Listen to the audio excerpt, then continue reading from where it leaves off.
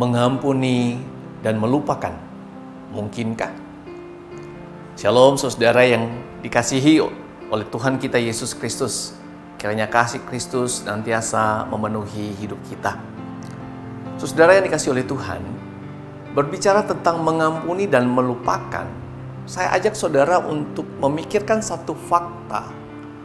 Bukankah melupakan kesalahan seseorang terhadap diri kita adalah sebuah perkara yang sangat sulit? Tetapi mengapa melupakan atau tanpa sengaja lupa akan kebaikan seseorang terhadap kita sepertinya kok cukup mudah? Itulah manusia berdosa, saudara, yang begitu mudah dan suka mengingat-ingat kesalahan dan keburukan orang. Lalu, apakah memang tidak mungkin untuk mengampuni dan melupakan? Saya beri contoh seperti ini, saudara ya. Saya memiliki keluarga, saya memiliki seorang istri dan 3 orang putra. Dan saya sangat mengasihi mereka dan sangat mencintai mereka. Nah, apakah mereka pernah menyakiti saya? Ya, tentu saja. Semua orang pernah melakukan kesalahan, demikian juga saya pernah menyakiti mereka. Nah, saudara coba perhatikan, ketika kesalahan itu terjadi, maka akan ada yang marah, hati yang terluka dan tangisan, situasi menjadi buruk. Tetapi kemudian situasi cepat atau lambat, semua kembali normal. Kembali ada sukacita, ada senyuman, tertawa, pelukan, dan yang penting, tidak ada lagi yang mengingat-ingat konflik, pertikaian yang telah lewat. Nah, mengapa?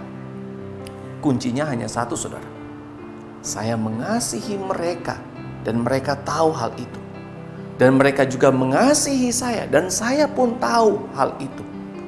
Dan kasih yang kami berikan adalah kasih yang sungguh tulus. Itu yang memampukan kami untuk mengampuni dan tidak mengingat-ingat kesalahan satu dengan yang lainnya.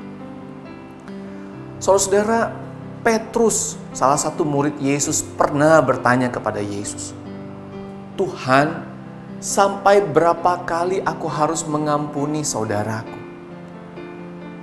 Apakah sampai 7 kali?"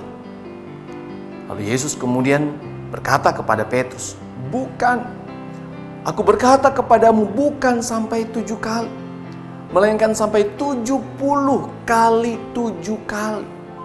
Wow, lalu apa maksudnya? Secara sederhana, saudara, Yesus mau mengatakan ampuni terus. Ampuni terus, ampuni lagi. Nah, saudara, dalam kondisi seperti ini hanya mungkin terjadi kalau kita tidak mengingat-ingat lagi kesalahan yang telah mereka perbuat terhadap kita. Kalau kita masih mengingat-ingat atau mengungkit-ungkit lagi kesalahan di masa lalu, maka pengampunan dan pengampunan lagi akan menjadi hal yang tidak mungkin, mustahil, saudara. Mungkinkah mengampuni dan tidak mengingat-ingat lagi kesalahan masa lalu? Sangat mungkin. Ketika kita memberikan pengampunan dalam kasih yang sungguh tulus. Saudara, sungguh mari kita perhatikan.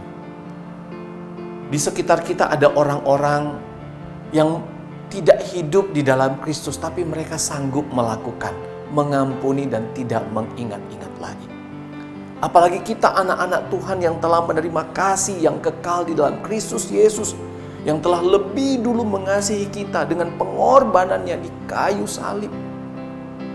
Saudara, di dalam Ibrani pasal 10 ayat 14 dikatakan, "Sebab oleh satu korban saja, Ia, Allah, telah menyempurnakan untuk selama-lamanya mereka yang Ia kuduskan." Saudara, pengudusan yang dikerjakan oleh Allah tidak akan mungkin sempurna ketika Allah masih mengingat-ingat kesalahan dan dosa umatnya. Perhatikan kemudian Allah melanjutkan di dalam ayat 16 dan 17. "Sebab setelah Ia Allah berfirman, Aku akan menaruh hukumku di dalam hati mereka dan menuliskannya dalam akal budi mereka, dan aku tidak lagi mengingat-ingat dosa-dosa mereka dan kesalahan mereka." Nah, saudara yang dikasihi oleh Tuhan, mengampuni dan melupakan? Mungkinkah? Melupakan kemungkinan besar tidak. Tetapi mengampuni dan tidak mengingat-ingat lagi kesalahan orang lain terhadap kita sangat mungkin. Karena kasih Kristus yang ada dan memenuhi hati, pikiran, dan hidup kita. Amin. Tuhan Yesus memberkati.